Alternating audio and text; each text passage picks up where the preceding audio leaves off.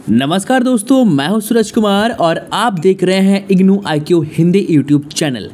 आज हम BPSC 104 यानी भारत में राजनीतिक प्रक्रिया के चैप्टर 2 इकाई 2 में पढ़ेंगे भारत में राजनीतिक दल के बारे में। इस पूरे चैप्टर में हम जितने भी दल हैं, चाहे वो राष्ट्रीय दल हो, चाहे वह पंजीकृत दल हो या फिर वो क्षेत्रीय या राज्य दल हो, उन सभी दलों के बारे में डिटेल्स में हम इस चैप्टर में पढ़ेंगे। तो ये चैप्टर काफ़ी इंटरेस्टिंग होने वाला है। इस चैप्टर में हम कांग्रेस, बीजेपी सभी के बारे में पढ़ने वाले हैं। जितने भी दल हैं उन सभी दलों के बारे में, जो मुख्य दल हैं उनके बारे में हम इसमें पढ़ेंगे। तो आइए बिना किसी देरी के शुरू करते हैं आज का हमारा ये टॉपिक। देखिए, आप जब यूनिट 1 पढ़ेंगे, आपने अगर पढ़ा होगा यूनिट 1, तो उसमें मैंने ये बताया था कि भारत में लगभग 2400 के आसपास राजनीतिक दल हैं, जिनमें से 7 राष्ट्रीय दल हैं, नेशनल लेवल की पार्टी है। 36 राज्य मान्यता प्राप्त दल है, यानी स्टेट जो निर्वाचन आयोग है उसे मान्यता प्राप्त किया है। 329 क्षेत्रीय दल हैं और लगभग 2044 पंजीकृत दल हैं, जिसे अपरिचित दल के रूप में जाना जाता है। अब ये पंजीकृत और अपरिचित दल है क्या, इसे हम इस चैप्टर में ही जानेंगे। तो आइए हम लोग शुरू करते हैं। सबसे पहले जान लीजिए कि भारत में राजनीतिक दलों के कितने प्रकार होते हैं। देखिए, सबसे पहला होता है राष्ट्रीय दल, फिर राज्य या क्षेत्रीय दल। देखिए, राज्य दल को क्षेत्रीय दल भी कहते हैं, लेकिन ये जो चुनाव आयोग है, निर्वाचन आयोग है, इसे क्षेत्रीय दल ना कहकर राज्य दल कहता है। कौन? चुनाव आयोग। चुनाव आयोग के पास क्षेत्रीय दल बोलकर कोई शब्द नहीं है, ये बात जान लीजिए।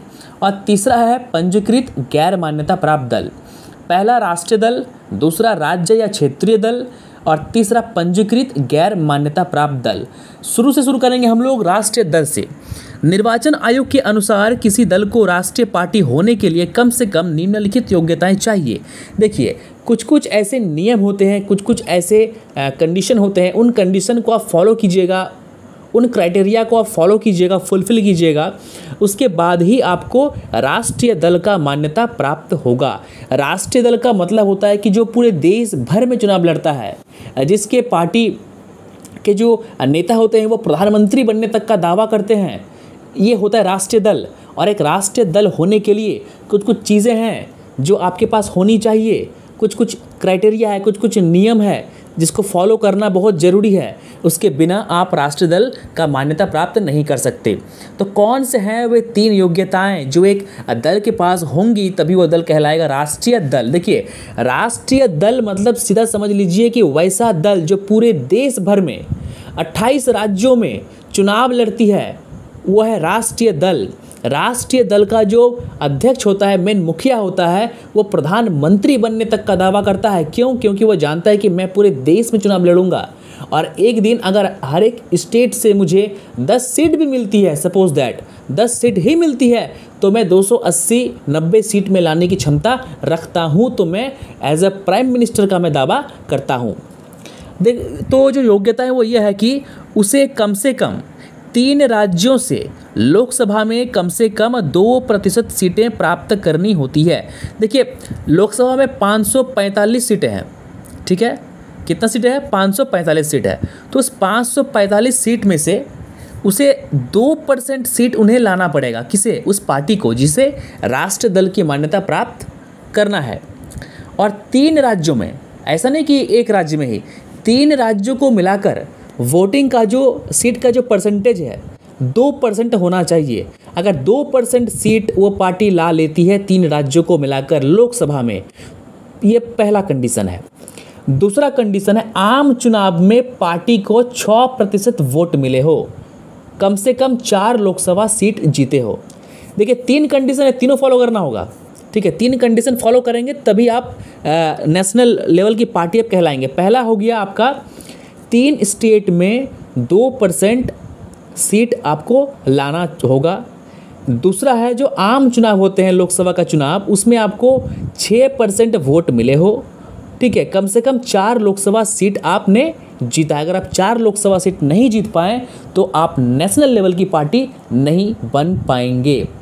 और आखिरी है 4 या उससे अधिक राज्य में दल को राज्य स्तरीय पार्टी के रूप में मान्यता दी जानी चाहिए। अगर कोई पार्टी है, मान लीजिए आम आदमी पार्टी, तो आम आदमी पार्टी कैसे बनी राष्ट्रीय पार्टी? राष्ट्रीय पार्टी का दर्जा कैसे मिला? सबसे पहले उसने दिल्ली पे कब्जा किया, वहाँ बहुमत लाया, पंजाब में कब्जा किया, वहाँ बहुमत लाया, गुजरात में चुनाव लड़ा, गोवा में चुनाव लड़ा, 2-3 जगह और भी अच्छा खासा सीट उनको जो है मिला है।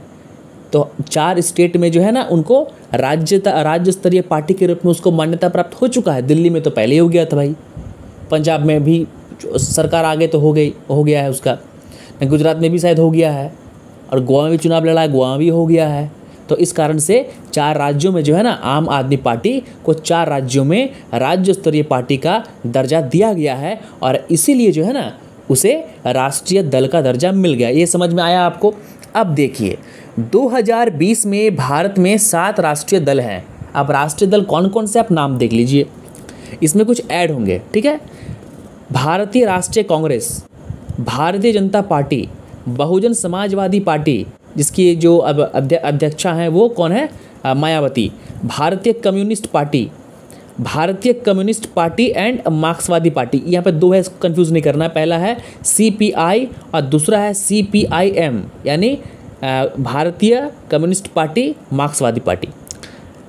उसके बाद है राष्ट्रवादी कांग्रेस पार्टी NCP, जो शरद पवार जो है ना महाराष्ट्र में उनका पार्टी है। और आखिरी है अखिल भारतीय तृणमूल कांग्रेस TMC भी जो है ना राष्ट्रीय पार्टी बन चुकी थी, बट इन प्रेजेंट में आपको अपडेट करके बता रहा हूँ कि इन प्रेजेंट TMC से वो दर्जा छीन लिया गया है, क्योंकि जो क्राइटेरिया है वो फुलफिल नहीं कर पाई। क्यों नहीं कर पाई? बहुत जगह चुनाव जो है ना वो हार गई।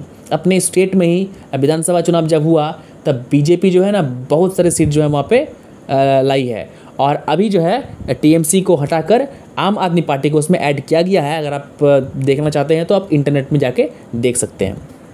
अब देखिए, अब दूसरा पॉइंट है राज्य दल या क्षेत्रीय दल। आपको मैंने पहले ही कह दिया कि चुनाव आयोग या निर्वाचन आयोग के पास क्षेत्रीय दल का संकल्प नहीं है। क्षेत्रीय दल क्या होता है उसे नहीं पता। क्यों? क्योंकि वो क्षेत्रीय वर्ड का इस्तेमाल नहीं करता है। निर्वाचन आयोग क्षेत्रीय दल की जगह राज्य दल कहता है, लेकिन आप बोलचाल के भाषा में हम लोग क्षेत्रीय दल भी बोल सकते हैं या क्षेत्रीय पार्टी भी बोल सकते हैं। तो एक पार्टी को राज्य दल या क्षेत्रीय दल, राज्य दल मतलब ये स्टेट का है।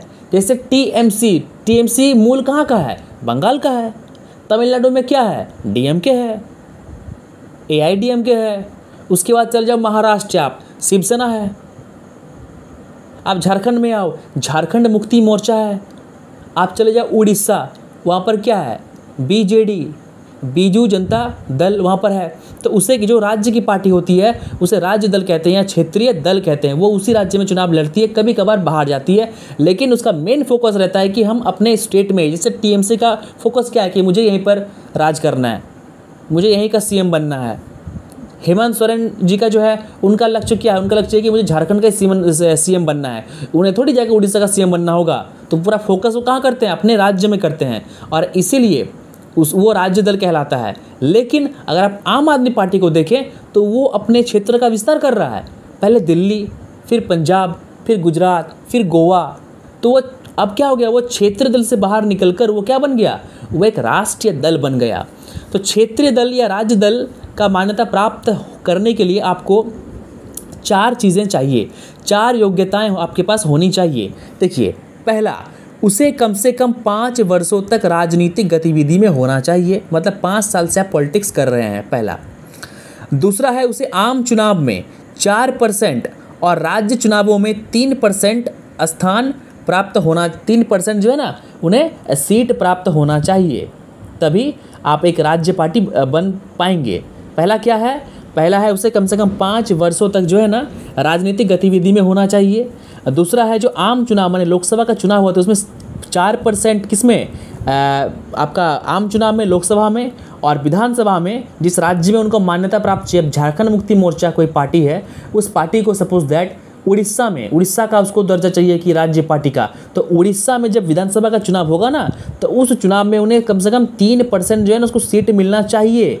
3% अगर उसको सीट नहीं मिला उड़ीसा में, तब उड़ीसा का जो निर्वाचन आयोग समिति है, तो वो निर्वाचन आयोग समिति झारखंड मुक्ति मोर्चा जो पार्टी है उस पार्टी को उड़ीसा राज्य का राज्य दल का दर्जा नहीं देगा। तीसरा है, इसके अलावा इसमें 6% वोटों का समर्थन होना चाहिए। मतलब जो कुल वोट होगा ना, टोटल वोट, ठीक है, काउंटिंग में उसका 6% वोट इस पार्टी को आना चाहिए। अगर 5.5% ही वोट आता है तब भी नहीं मिलेगा। 6% या उससे अधिक का अगर वोट परसेंटेज मिलता है किसको, उस पार्टी को जिसे राज्य का दर्जा चाहिए, राज्य दल का दर्जा चाहिए, उसे अगर मिलता है 6% वोट, तब जाकर उसे राज्य दल या क्षेत्रीय दल का दर्जा मिलता है। और आखिरी है, किसी इकाई को राज्य पार्टी का दर्जा तब दिया जा सकता है भले ही वो लोकसभा में या विधानसभा में कोई स्थान नहीं प्राप्त किया। मतलब उसके पास कोई सीट नहीं है, ना विधानसभा में उसका कोई एमएलए है, ना लोकसभा में उसका कोई एमपी है, उसके बाद भी उसे राज्य दल का दर्जा दिया जा सकता है अगर वह पूरे राज्य में डाले गए कुल मतों में से 8% जो ये है वो जीत होनी चाहिए। मतलब 8% जो है ना वोट आपका अधिक होना चाहिए। 8% अगर आप वोट अधिक लाते हैं तो आपको क्या होगा, आपको उस राज्य का राज्य दल के रूप में आपको दर्जा मिल जाएगा। अब देखिए आखिरी है पंजीकृत गैर मान्यता प्राप्त दल। इसमें बहुत लोग कंफ्यूज करते हैं। बहुत सारे लोग सोचते हैं कि पंजीकृत और गैर मान्यता प्राप्त दल है क्या। सुन लीजिए, पंजीकृत दल वह दल होता है जिसे न तो राज्य दल माना जाता है और न ही राष्ट्रीय दल माना जाता है, परंतु उसका पंजीकरण निर्वाचन आयोग के पास होता है। इसे अपरिचित दल भी कहा जाता है। वर्तमान में भारत में लगभग 2050 से अधिक पंजीकृत दल है। मतलब कि ऐसा दल जिसे न तो राज्य निर्वाचन आयोग ने मान्यता प्राप्त किया है और न ही भारत का जो निर्वाचन आयोग है, यानी ना तो वो राष्ट्रीय दल है ना ही वो राज्य दल है, तो वो कौन सा दल है, वो है पंजीकृत दल। तो आइए अब हम पढ़ेंगे 2.3 राष्ट्रीय दल।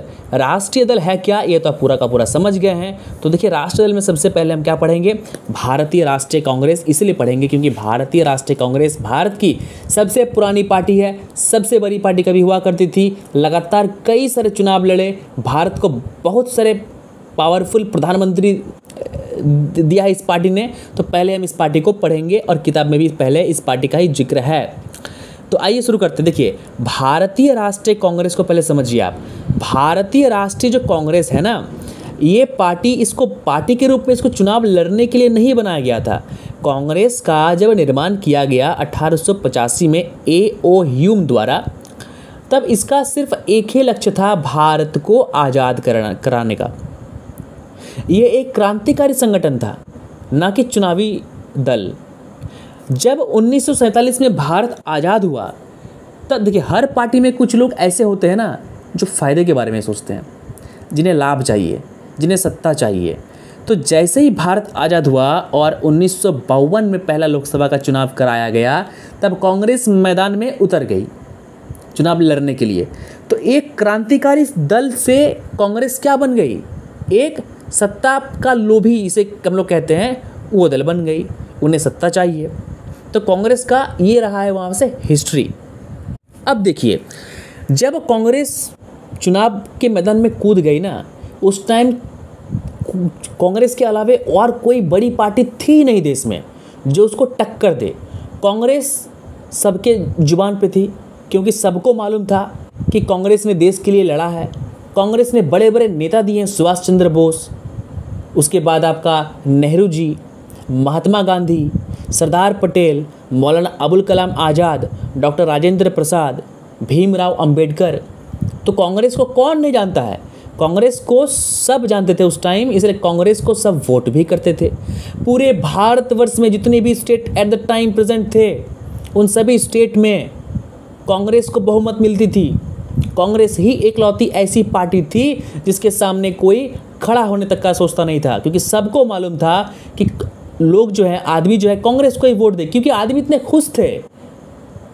भारत जब आज़ाद हुआ आदमी इतने खुश थे कि आदमी कांग्रेस को वोट दिए जा रहे थे।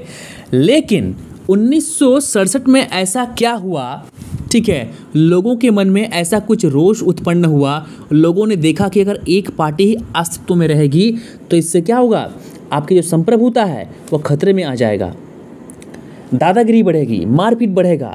आज बंगाल में क्या हो रहा है आप सभी जानते हैं, आज दिल्ली में क्या हो रहा है आप सभी जानते हैं, आज पंजाब में क्या हो रहा है आप सभी जानते हैं। ड्रग्स का इतना कारोबार पंजाब में बढ़ गया है पहले से ज़्यादा, आप सब जानते हैं। तो लोगों ने क्या किया, राज्य में मतलब कि जो 8 राज्य में कांग्रेस चुनाव हार गई सन 1967 में। क्यों हार गई? क्योंकि कांग्रेस के विरोध में एक गैर कांग्रेसी सरकार की एक स्थापना हुई। गैर कांग्रेसी सरकार की स्थापना हुई। इस गैर कांग्रेसी सरकार के जो ये संगठन था, ये जो पार्टी थी, ठीक है, इस पार्टी में बहुत छोटे मोटे दल आपस में मिल गए थे। किस चीज़ के लिए? कांग्रेस को हराने के लिए। और ऐसा हुआ भी। इसके परिणाम स्वरूप कांग्रेस ने 8 राज्यों के चुनाव, विधानसभा चुनाव हार गए। इससे कांग्रेस को बहुत क्षति पहुंच गया। और क्या हुआ, सन 1969 में कांग्रेस को 2 दलों में बांटा गया। एक भारतीय राष्ट्रीय कांग्रेस संगठन और दूसरा एक कांग्रेस और एक कांग्रेस ओ, ठीक है। तो कांग्रेस जो ओ था ना, उसका नेतृत्व कामराज कर रहे थे। कामराज कौन थे? तमिलनाडु के सीएम थे और इंदिरा गांधी के खासम खास सलाहकार थे। और भारतीय राष्ट्रीय कांग्रेस रिक्विजिशन कांग्रेस आर, एक था कांग्रेस ओ जिसका नेतृत्व कामराज कर रहे थे, और एक था कांग्रेस आर जिसका नेतृत्व कौन कर रही थी? श्रीमती इंदिरा गांधी। लेकिन इंदिरा गांधी की अध्यक्षता वाली कांग्रेस ने 1971 में आम चुनावों में सर्वाधिक सीट जीतने वाली पार्टी के रूप में उभरी। यानी कामराज क्या हुआ? कामराज हार गए। कामराज हार गए। कामराज जो के कामराज थे ना, आपको के कामराज के बारे में थोड़ा सा मैं बताऊं। के कामराज इंदिरा गांधी के चुनावी सलाहकार थे। इंदिरा गांधी के खासम खास, एकदम खासम खास। और उस टाइम कांग्रेस के सबसे बड़े ताकतवर, गद्दावर, शिक्षित, बाहुबल नेता में से अगर कोई थे एक नंबर पर, तो वह के कामराज थे। के कामराज इतने बुद्धिमान थे, इतने चतुर थे, ठीक है, कला के इतने निपुण थे कि वह चाहते तो प्रधानमंत्री तक बन सकते थे। लेकिन उन्होंने एक इंटरव्यू में कहा कि मैं प्रधानमंत्री सिर्फ इसलिए नहीं बना क्योंकि मुझे अच्छे से हिंदी नहीं आती। इसलिए भारत में प्रधानमंत्री पद पर जाने के लिए, प्रधानमंत्री बनने के लिए आपको हिंदी बेल्ट का होना चाहिए। अगर आप हिंदी बेल्ट से नहीं हैं तो ये देश आपको नहीं चुनेगा, आप जीत नहीं सकते। तो बाद में क्या होता है, के कामराज और इंदिरा गांधी के बीच में मनमुटाव होता है, तनाव होता है, टकराव होता है। और उसके बाद कांग्रेस 2 खेमों में बढ़ जाती है, कांग्रेस ओ और कांग्रेस आर। कांग्रेस ओ कामराज का, कांग्रेस आर इंदिरा गांधी की। क्लियर है? 1971 में इंदिरा गांधी का जो कांग्रेस आर है वो चुनाव जीत जाती है। बस इतना ही है। 1971 के आम चुनाव में तथा लोकसभा चुनावों में 518 सीटों में से कांग्रेस को 352 सीट मिला। यानी बेहतरीन जीत, भयंकर जीत, बहुमत के साथ जीत। तो ये था कांग्रेस का इतिहास दल के बारे में। अब बात करेंगे भारतीय जनता पार्टी के बारे में। बीजेपी, भारतीय जनता पार्टी या भाजपा। देखिए, सबसे पहले भाजपा का इतिहास जानिए। भाजपा का नाम पहले भाजपा का भी था ही नहीं। भाजपा जो थी, सबसे पहले उसका जो मूल रूप था वो था जनसंघ। और जनसंघ का जो स्थापना जिन्होंने किया था वो थे श्यामा प्रसाद मुखर्जी। इसलिए आप देखते होंगे कि भाजपा वाले जो है ना, वो काफ़ी प्रचार करते हैं उनका, श्यामा प्रसाद मुखर्जी का। अपने किसी भी फंक्शन में, कार्यक्रम के पीछे जो है उनका फ़ोटो वो आपको लगा हुआ मिल जाएगा। जनसंघ से बनी जनता पार्टी और जनता पार्टी से क्या हो गई? बीजेपी। ये था पूरा इतिहास। बीजेपी ने अब तक देश को 2 प्रधानमंत्री दिए हैं। एक हमारे अटल बिहारी वाजपेयी और दूसरे नरेंद्र मोदी जी। भारतीय जनसंघ की स्थापना सन 1951 में हिंदुओं की राजनीतिक शाखा के रूप में हुई। राष्ट्रीय संगठन राष्ट्रीय स्वयंसेवक संघ, जनसंघ, भारतीय संघ की स्थापना एक विख्यात वकील श्यामा प्रसाद मुखर्जी ने किया था। भारतीय जनसंघ ने 1960 के दशक में भारत में हिंदी भाषी क्षेत्र में अच्छा खासा समर्थन प्राप्त किया। अब देखिए 1977 यानी 1977 के बारे में हमने आपको बताया है कि इंदिरा गांधी ने, यानी कांग्रेस की सरकार ने, इंदिरा गांधी ने सन 1975 में इमरजेंसी लगा दिया पूरे देश भर में।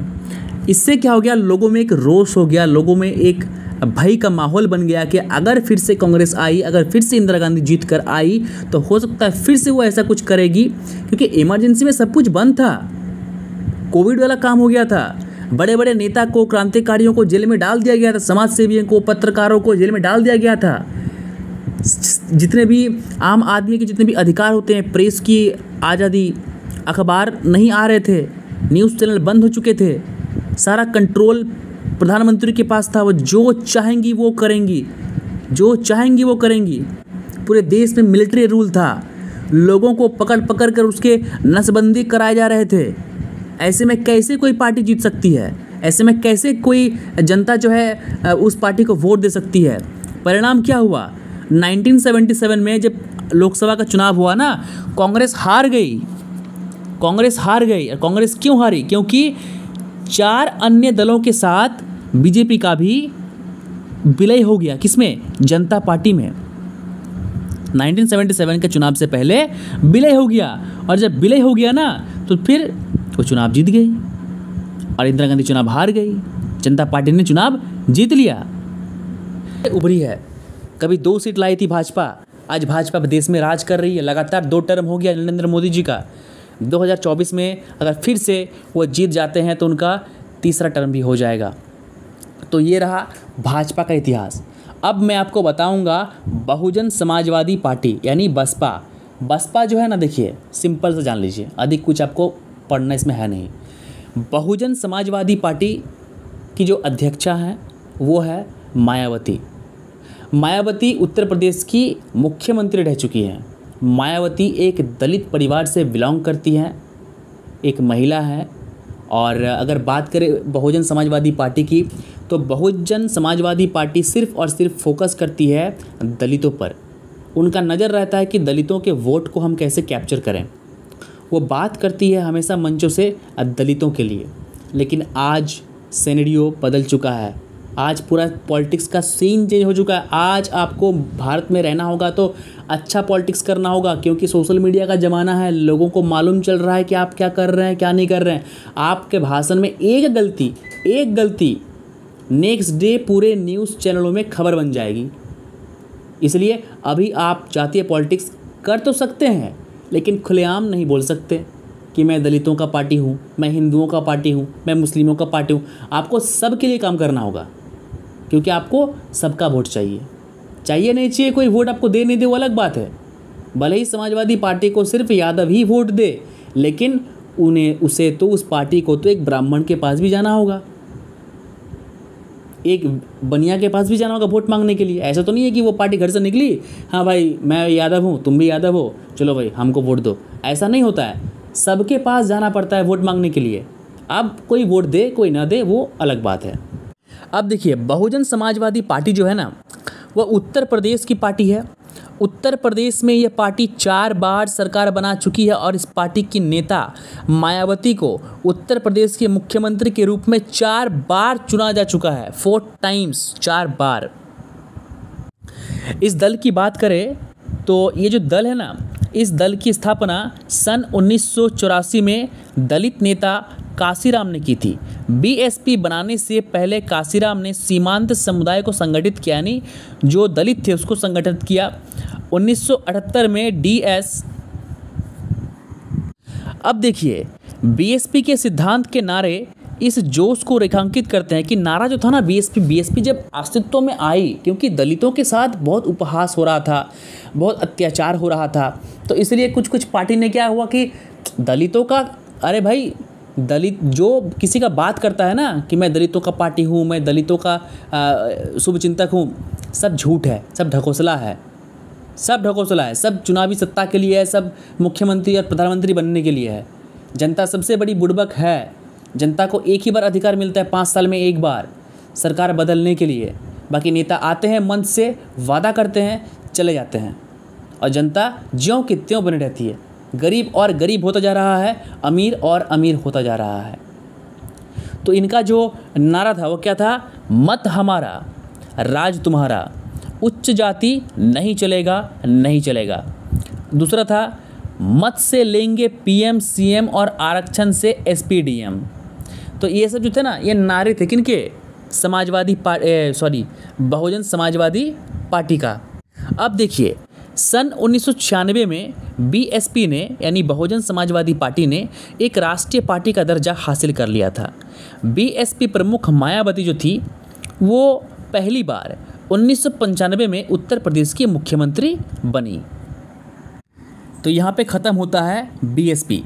अब आगे है भारतीय कम्युनिस्ट पार्टी सीपीआई और भारतीय कम्युनिस्ट पार्टी मार्क्सवादी यानी सीपीआईएम। देखिए सीपीआई और सीपीआईएम दोनों अलग अलग है, इस पर कन्फ्यूज़ आपको नहीं करना है। अब देखिए आपको एक शॉर्ट बता रहे हैं हम एकदम छोटा सा कि सीपीएम और सीपीआई है क्या।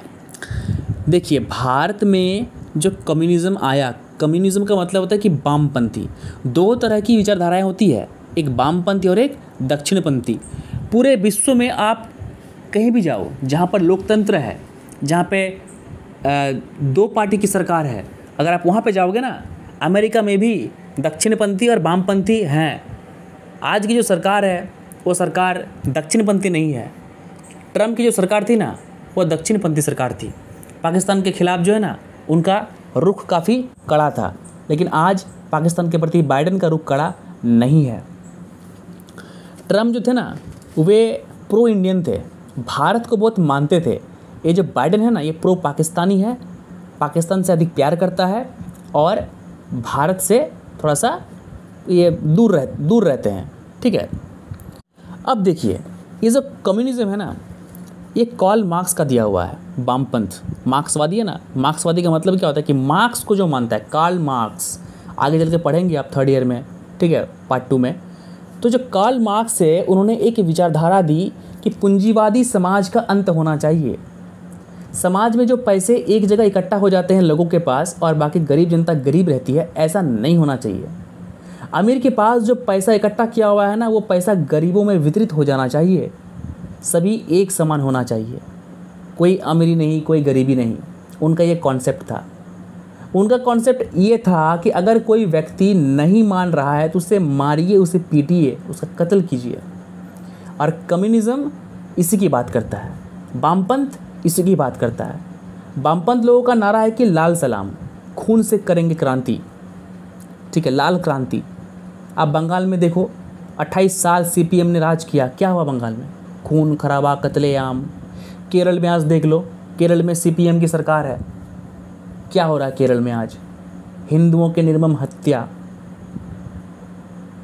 हिंदू क्या, सबको मारा जा रहा है, सभी कम्युनिटी के लोगों को मारा जा रहा है। जो भी कम्युनिज्म के अगेंस्ट में बात कर रहा है उसको मार दे रहे हैं यार।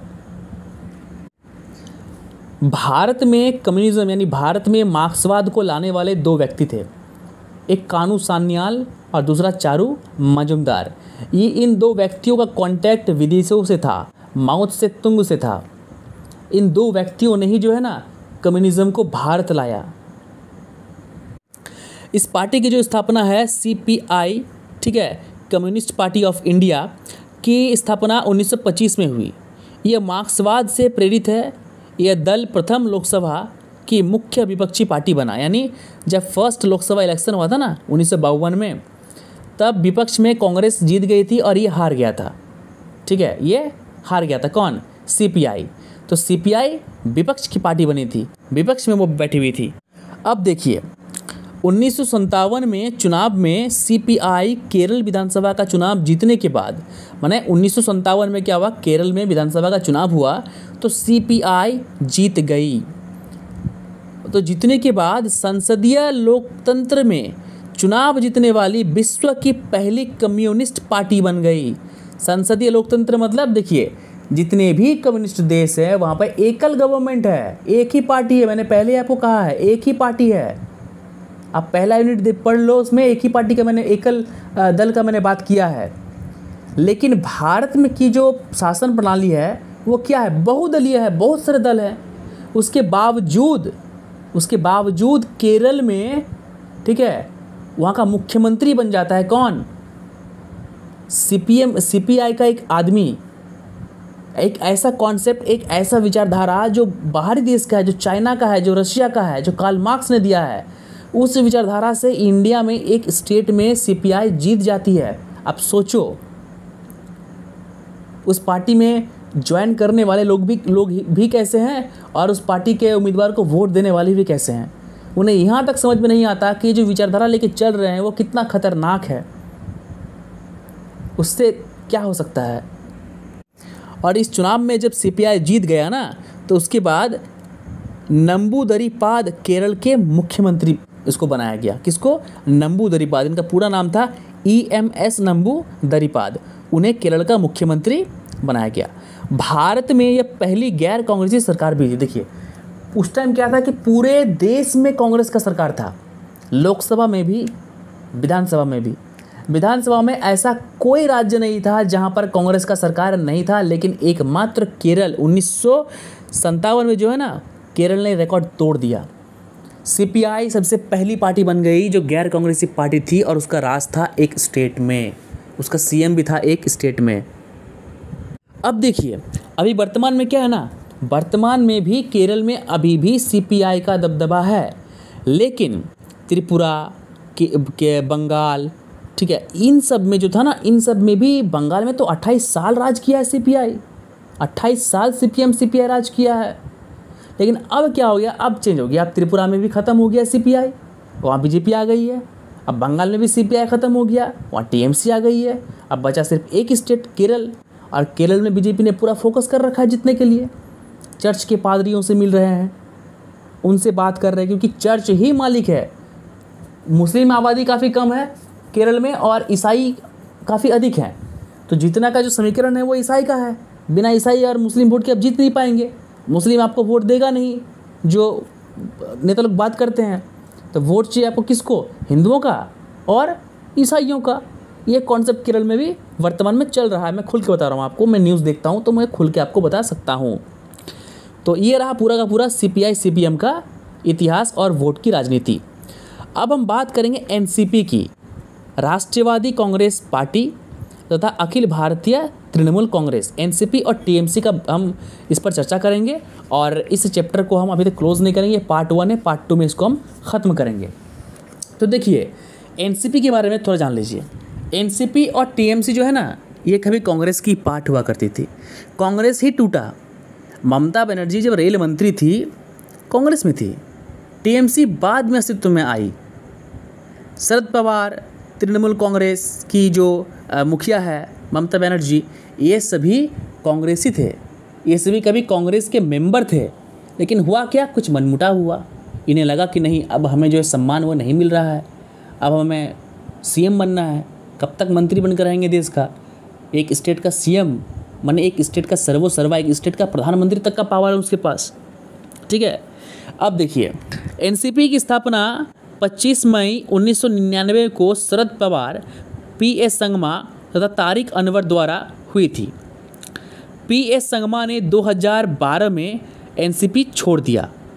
भारतीय राष्ट्रीय कांग्रेस से निष्कासित होने पर इन तीनों ने इस दल का निर्माण किया। देखिए इन तीनों को भारतीय राष्ट्रीय कांग्रेस से निष्कासित कर दिया गया था। इन लोगों पर आरोप लगा था कि आप हमारे विपक्ष के साथ मिलकर कोई योजना बना रहे हैं, इस बेसिस पर इन्हें पार्टी से निकाल दिया गया। और उसके बाद क्या हुआ, इन तीनों ने अपना खुद की एक पार्टी बना ली। तीनों नेताओं को सोनिया गांधी का नेतृत्व पसंद नहीं था, क्योंकि पहली बात वो विदेशी हैं, और ये सभी जो बड़े थे नेता, शरद पवार, PS संगमा, तारिक अनवर, ये बड़े बड़े दिग्गज लीडर हैं। इन्हें चाणक्य कहा जाता है वोट पॉलिटिक्स का। तो उन्हें कैसे मंजूर होगा कि एक विदेशी औरत उन पर शासन करे? तो भाई छोड़ दिया, पार्टी ही छोड़ देंगे, हम अपना पार्टी बनाएंगे। गुलाम नबी आज़ाद जो कभी कश्मीर के मुख्यमंत्री हुआ करते थे, कांग्रेस पार्टी के दिग्गज नेता, उन्होंने तक जो छोड़ दिया पार्टी को, उन्होंने पार्टी को छोड़ दिया। क्यों? उस तरह का सम्मान उन्हें बिल्कुल नहीं मिल रहा है। अब बात करेंगे TMC। तो TMC के साथ भी जो है ना, यही बात है। ममता बनर्जी भी कभी कांग्रेस में हुआ करती थी, 26 साल तक वो कांग्रेस में रही, और उसके बाद वो अलग हो गई। कब? 1 जनवरी 1998 को ममता बनर्जी द्वारा TMC की स्थापना किया गया। इस पार्टी को बनाने से पहले ममता बनर्जी 26 साल तक कांग्रेस के साथ रही, रेल मंत्री भी रही, आप सभी जानते हैं। ये जो TMC है ना, ये राष्ट्रीय पार्टी है, लेकिन अभी वर्तमान में, मैंने अभी जब वीडियो में बना रहा हूँ ना, अभी वर्तमान में जो राष्ट्रीय पार्टी का दर्जा है ना, इनसे छीन लिया गया है। उसके बावजूद पश्चिम बंगाल के अलावा केरल, मणिपुर, त्रिपुरा, असम, हरियाणा, अरुणाचल प्रदेश और उड़ीसा के विधानसभा चुनावों में TMC कांग्रेस ने भागीदारी की थी, यानी टीएमसी जो तृणमूल कांग्रेस है ना, तृणमूल कांग्रेस ने हिस्सा लिया था और अच्छा खासा वोट भी जो है ना उसको उनको मिला था। तो दोस्तों ये था एक एक पार्टी के बारे में थोड़ा थोड़ा मैंने आपको समझा दिया क्या है। इतना ही है जितना किताब में दिया हुआ है ना, मैंने आपको उतना ही बताया, उससे कहीं अधिक बता दिया, उससे कहीं आपको अधिक बता दिया कहानी के रूप में। कानू सान्याल का जिक्र नहीं, आपको बता दिया कि कानू सान्याल, चारू मजुमदार, इन लोगों ने जो है मार्क्सिज्म को लाया है यहाँ पर। उसके बाद शरद पवार के बारे में आपको बता दिया, टीएमसी के बारे में आपको मैंने बता दिया कब क्या बना है कब क्या नहीं बना है। बहुजन समाजवादी पार्टी के बारे में आपको बता दिया, बीजेपी के बारे में आप जान गए, कांग्रेस के बारे में आप जान गए। तो इस चैप्टर का ये पार्ट 1 जो है ना ये ख़त्म होता है, पार्ट 2 अलग से बनेगा। चैप्टर बड़ा है, एक वीडियो में पॉसिबल नहीं है सभी को लेना। अभी हम राष्ट्रीय पार्टी पढ़ रहे थे, अभी हम पढ़ेंगे राज्य दल, राज्य पार्टी, टीडीपी के बारे में पढ़ेंगे, DMK, AIADMK, BLD, Janata Dal United, JDU, RJD, AGP, आम आदमी पार्टी, शिरोमणि अकाली दल पंजाब का, शिवसेना, और उसके बाद ये चैप्टर हो जाएगा क्लोज। वीडियो अगर आपको अच्छी लगी है तो वीडियो को लाइक शेयर कमेंट करना बिल्कुल ना भूले दोस्तों। आपके एक एक पॉजिटिव फीडबैक से ना मेरा मनोबल इतना ऊंचा होता है कि रात 2 बजे भी मैं वीडियो बना रहा हूँ। तो ये आप सबों के लिए है। प्लीज़ प्लीज़ प्लीज़ वीडियो को देख रहे हैं तो चैनल को सब्सक्राइब कीजिए। आप लोग सब्सक्राइब बिल्कुल नहीं कर रहे हैं। इतना व्यूज़ आ रहा है, 3000 4000 व्यूज़ आ रहा है, बट सब्सक्राइब आप लोग बिल्कुल नहीं कर रहे हैं। भाई सब्सक्राइब कर लो यार, बहुत मेहनत से वीडियो बनाता हूँ मैं, ठीक है। उभरी है